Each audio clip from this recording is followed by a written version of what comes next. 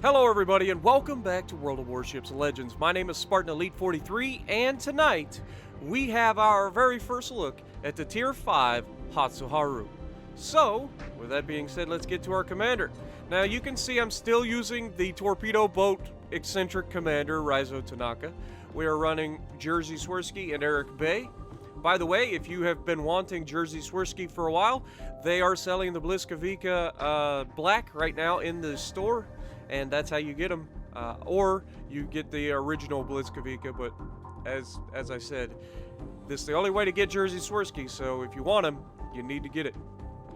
Anyway, moving on, we've got Subsurface Venture, Fragile Threat, Torpedo Safari, Destroyer Beast Destroyed, and Unstoppable as our perks.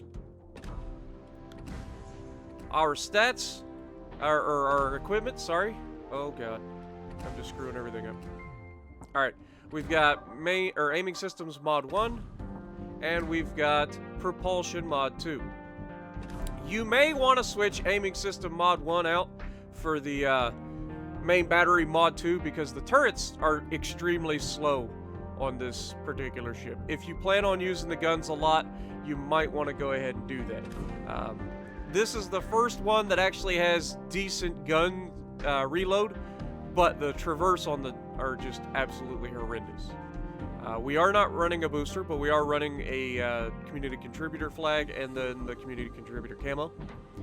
Survivability is 10,530 hit points, which is still kind of low. Armor, non-existent. Artillery, you have 5 127mm guns that fire out to 9.9 kilometers. They reload in 8.3 seconds, which is usable. But at the same time, the problem is, and most of the time you want to be trying to dodge in a destroyer, and the traverse time is absolutely horrendous. As you can see, 25.7 seconds for those turrets to turn 180 degrees. Now, I know you can upgrade that. You can spec into better turrets, and I probably will later down the line. But for now, this is what I've got. Now you got 1800 maximum HE shell damage with a 7% chance to set fires. And you don't want to shoot AP in this thing ever.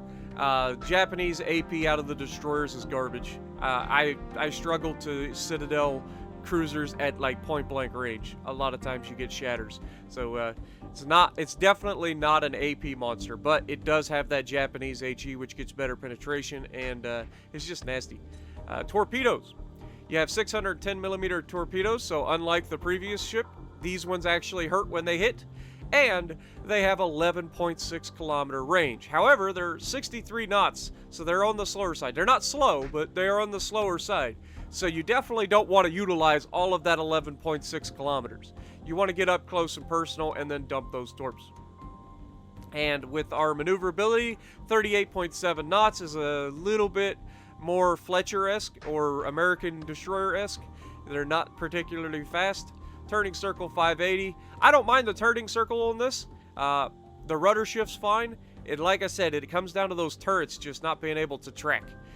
Concealment, 5.1 kilometers, a little bit worse than the normal super sneaky ninja Japanese destroyers, but doable. 2.8 detectability by air, 2 kilometer guaranteed, and 2.4 detectability in smoke. Overview. Pyromania, above average chance for HE shells to cause fire, above average ability to change direction, and then fragile tech, ship is susceptible to suffering critical damage to her engine. I don't think it's any more susceptible than normal. I've not had any like ridiculous hits. It's pretty much if you get hit in the back of a destroyer, you're probably going to lose your engine. That's normal. Hatsuharu was a performance ship despite displacement limitations imposed by the London Naval Treaty of 1930. The ship boasted a comparatively good AA defense. The powerful main battery guns were placed in enclosed turret mounts and could deliver anti-aircraft fire. She entered service in 1933, and there were 6 of them in the series. So if we take a look at it, you can see it's a decent looking ship. Does sit a little bit high in the water, but again, most of the time you're not going to be getting yourself spotted. So it's not really that big a deal. So, yeah, with that being said, let's get to the gameplay. So the number one thing that you're going to notice about these new line Japanese destroyers right out the gate is that the first couple so far have been pretty much just par for the course for Japanese destroyers. Been a lot of torpedo focused, and that's going to change in the next 2 tiers, I believe. As you can see with this particular ship, we've already taken a slight step towards the direction of gunboat with the fact that the guns reload much faster. But in my opinion, and trust me, this is just my opinion, unless you want to spec heavily into the guns right now, you're better off with a torpedo-focused build on the Hatsuharu than you are with a gun-focused build. Just solely due to the fact that the turrets rotate so slow. And in order to get the most out of those turrets, you're going to have to put a lot of points into trying to get them to rotate so that you're not completely useless while you're trying to, like, dodge the incoming rounds. And so that's why I haven't actually focused on the gunboat yet. But with the next 2 tiers that we're going to be getting into, I think that's going to change, but only time will tell. I'm not there yet. We're getting close, but not quite there yet. But as you can see, we spawn on straight, and this is a map that I haven't seen in a while, man, other than with rank battles here. It's been a while since I've been on this map. And so it's kind of nice to be back. And luckily for me, there's only 2 destroyers. And there's a bunch of cruisers against me because, you know, cruisers are the number one thing that a destroyer usually has to worry about. And so, of course, the game would put me in a match full of them. But, as you're going to see, you don't have to go and take on a whole bunch of cruisers in order to do your job on this map or in a destroyer. It's something that I've gotten much better at in recent months of playing more and more destroyers.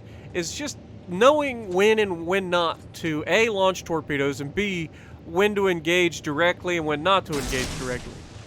So here you're going to see I throw a set of torps on the right side, and then I notice the Warspite is turning in. So we're going to go ahead and lead these torpedoes on this side of the island because it looks like Warspite's going to come at us.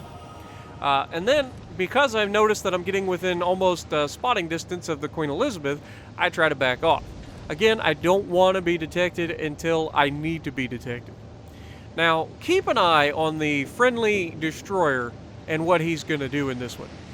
He goes all the way over to the left side right off the bat. I don't know if he spawned there or what, but he's over there. And I am controlling the center of this map. As long as I'm not getting pushed out of this, I can control this and keep everybody at a distance. I get detected momentarily by the Fubuki, but we also detect him back. And so we're about to drop spot. We get 2 nice hits on the Warspite. As you can see, these torps do a lot more damage than the previous ship's torps. The Minakaze torps are very low yield with the 533s. They don't do a lot of damage, so you need a lot more hits to really knock somebody out. With these, 3 hits is usually enough.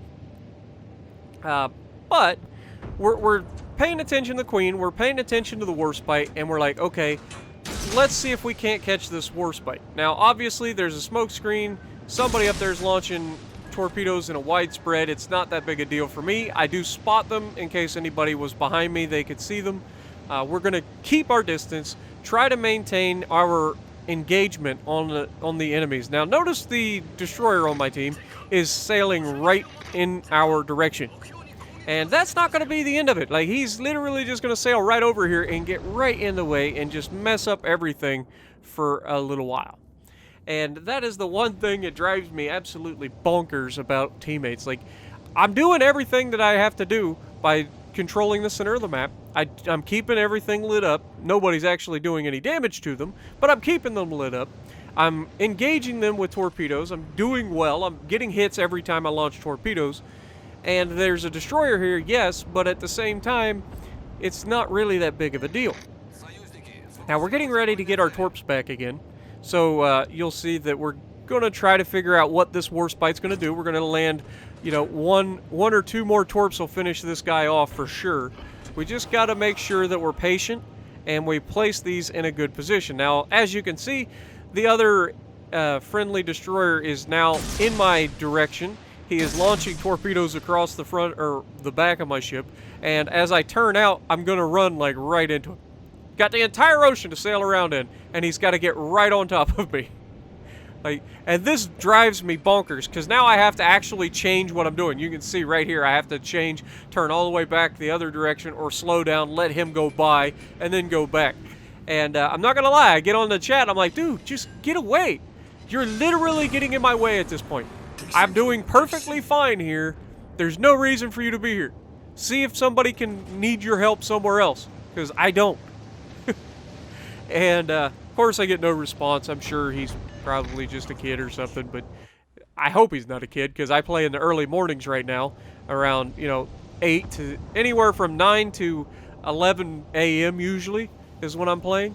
So, I'm hoping that kids are in school, but that doesn't seem to always be the case, because the world's a big place, and there's only one server on Legends.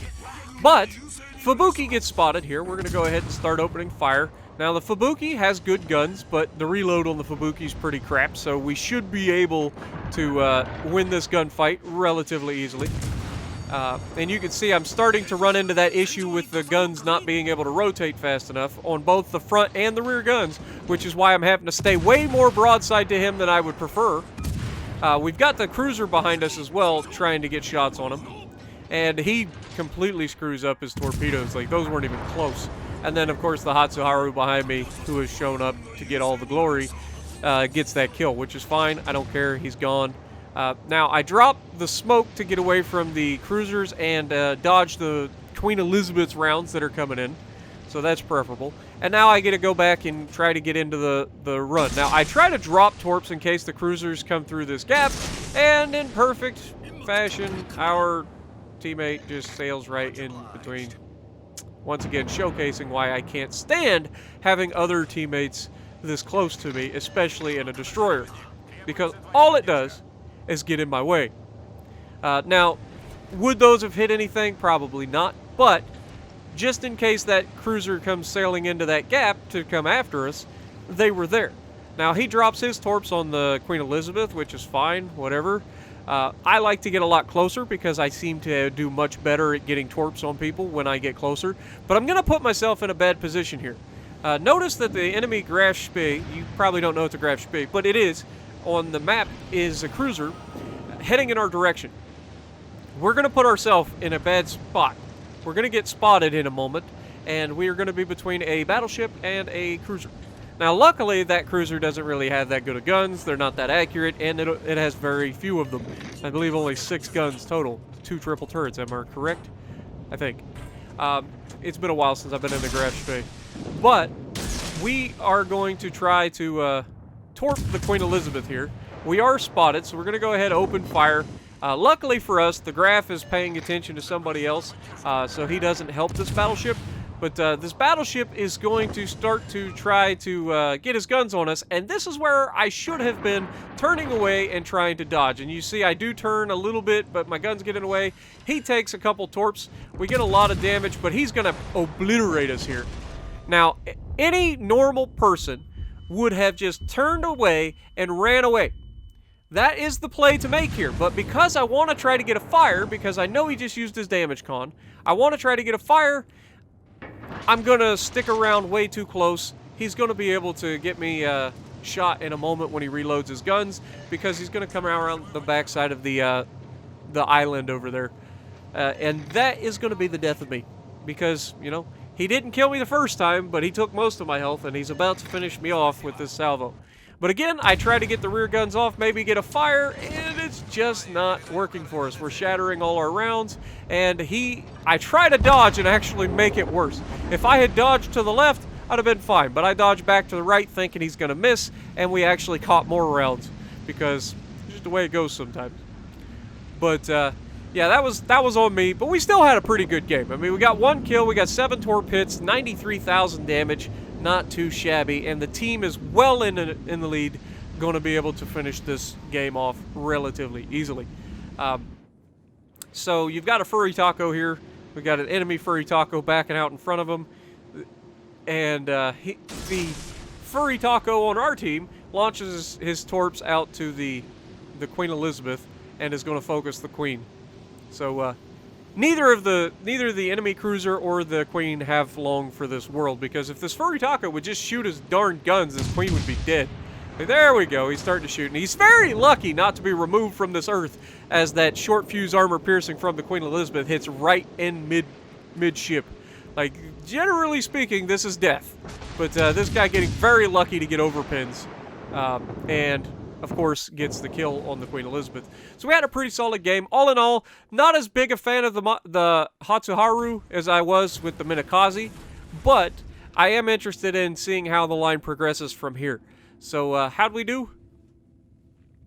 Can you show us how we did, Spartan, please? And if you're wondering, yes, I skipped ahead on the campaign for once.